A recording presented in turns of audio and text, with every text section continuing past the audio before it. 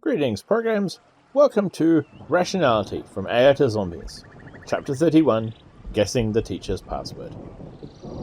When I was young, I read popular physics books, such as Richard Feynman's QED, The Strange Theory of Light and Matter. I knew that light was waves, sound was waves, matter was waves. I took pride in my scientific literacy when I was 9 years old. When I was older, I began to read the Feynman lectures on physics. I ran across a gem called the wave equation. I could follow the equation's derivation, but, looking back, I couldn't see its truth at a glance.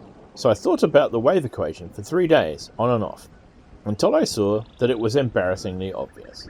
And when I finally understood, I realized that the whole time I had accepted the honest assurance of physicists that light was waves, sound was waves, matter was waves. I had not the vaguest idea of what the word wave meant to a physicist. There is an instinctive tendency to think that if a physicist says light is made of waves, and the teacher says, "What is light made of?" and the student says, "Waves," then the student has made a true statement. That's only fair, right? We accept waves as a correct answer from the physicist. Wouldn't it be unfair to reject it from the student? Surely the answer, waves, is either true or false, right? Which is one more bad habit to unlearn from schools. Words do not have intrinsic definitions. If I hear the syllables be, ver, and think of a large rodent, that is a fact about my own state of mind, not a fact about the syllables be, ver. The sequence in syllables made of waves, or because of heat conduction from our previous example, is not a hypothesis. It is a pattern of vibrations travelling through the air, or ink on paper. It can associate to a hypothesis in someone's mind, but is not, of itself, right or wrong. But in school, the teacher hands you a gold star for saying made of waves, which must be the correct answer because the teacher heard a physicist emit the same sound vibrations. Since verbal behaviour, spoken or written, is what gets the gold star, students begin to think that verbal behaviour has a truth value. After all, either light is made of waves, or it isn't, right? And this leads to an even worse habit. Suppose a teacher presents you with a confusing problem involving a metal plate next to a radiator. The far side feels warmer than the side next to the radiator. The teacher asks, why? If you say, "I don't know," you have no chance of getting a gold star. It won't even count as class participation. But during the current semester, this teacher has used phrases because of heat convection, or because of heat conduction, and because of radiant heat. One of these is probably what the teacher wants. So you say, because of heat conduction? This is not a hypothesis about the metal plate. It is not even a proper belief. It is an attempt to guess the teacher's password. Even visualizing the symbols of a diffusion equation, the math governing heat conduction, doesn't mean you formed a hypothesis about the metal plate. This is not school.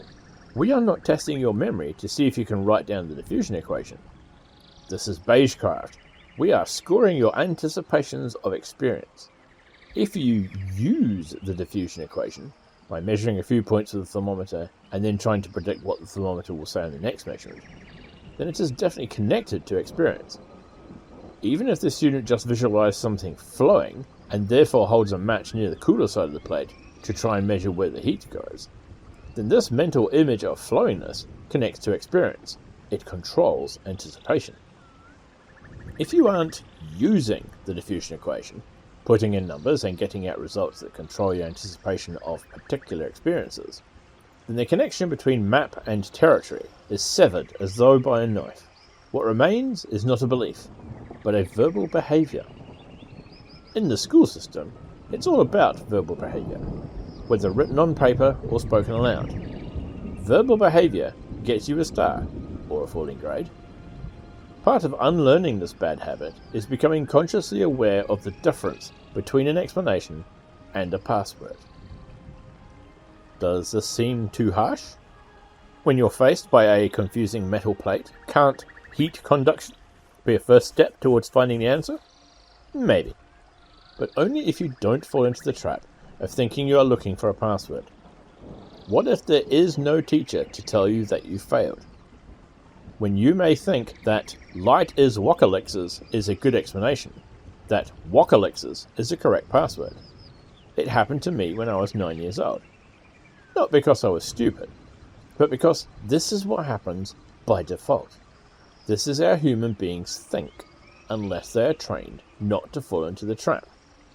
Humanity stayed stuck in holes like this for thousands of years. Maybe if we drill students that words don't count, only anticipation controllers, the student will not get stuck on heat conduction. No, maybe heat convection, that's not it either. Maybe then, thinking the phrase heat conduction will lead on to a genuinely helpful path. Like heat conduction?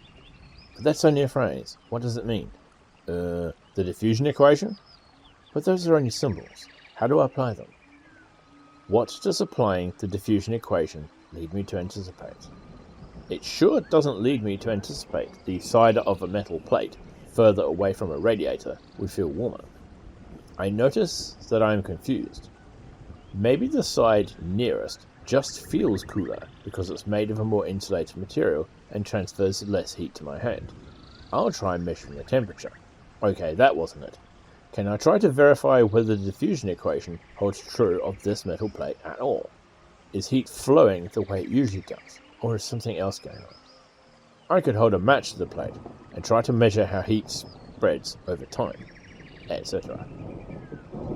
If we are not strict about maybe because of heat conduction being a fake explanation, the student will probably get stuck on some Wokalixes password. This happens by default. It happened to the whole human species for thousands of years. Here ends chapter 31. Now for my thoughts. Okay, so, two things. First, this really hammers home the previous chapter, which wasn't very long, but it got us started in the right direction. And I have seen this before. In fact, I've been this before. So, for the first part. So this is really hammering home that whole kind of not really an explanation thing. The person in the story is basically just throwing out word noises, not actually thinking through and coming up with an answer. Now, Eliezer verbalizes it very well as guessing a password. And the thing is, I have done this before, myself. I suspect you may have as well, if you actually sit down and think about how you do a particular thing. Now, what is that particular thing? Well, going with the general theme of school that is brought up in this chapter, if you recall, if you have done any kind of multiple choice test where there's a question and then they give you a set of answers, usually A, B, C, D, or E, 5 choices, you will find, at least if you work like I do, that rather than coming up with the right answer and thinking it through, you will almost certainly have done, at least some of the time, what I do. And when you're dealing with multiple choice questions, generally it's pretty easy to just scan through the 5 options, usually there's 5, at least the small number of options, and just eliminate the obviously stupid ones, which narrows down the field. And then you don't even actually have to think particularly about what the right answer is. You just have to eliminate the wrong ones. In fact, I've done entire tests on stuff and not even bothered to work out what the right answer actually is, and still pass with very high marks. Simply because if you can guess the password, if you can work out the theme that the questioner, the test maker, has actually put into it, then you can get the right answer without even actually having to think about it. And this is especially bad if, say for example, it's a kind of a small niche kind of test and all the questions were written by one person. For example, random example that I have in my life, I once had to do a multi-choice test about workplace safety, and it involved chainsaws. And I was able to get 100% without even reading the questions or the answers beyond the first couple. Why? Well, it was really simple. There were only 4 choices, and the questions were written out very badly, or not so much the questions as the answers. For example, in a question about chainsaw safety, it gave a series of answers such as, you don't need to bother, or a little bit, or only if you haven't used it already, or, and this is the correct answer, check the oil and chain tension. Check to make sure that the fuel caps are on tight. Check to make sure that there are no cracks or damage in the casings. Blah, blah, blah, blah, blah, blah, blah. Even without further examples, you can tell which one is the right answer simply because that's the one that some idiot put all the detail into. And so, you can get the right answer without even reading the questions. And just out of curiosity, I went through, after I spotted the theme on about the second question, and did all 20 questions without even reading them. How? Well, I just let my eyes go all blurry and cross-eyed, and then just put a tick next to each one that had the really, really long answer. And they were all right. I wasn't answering the question. I was just guessing the password. And in this particular case, the password was grotesquely easy to guess. And the teacher, in this example, is roughly the same.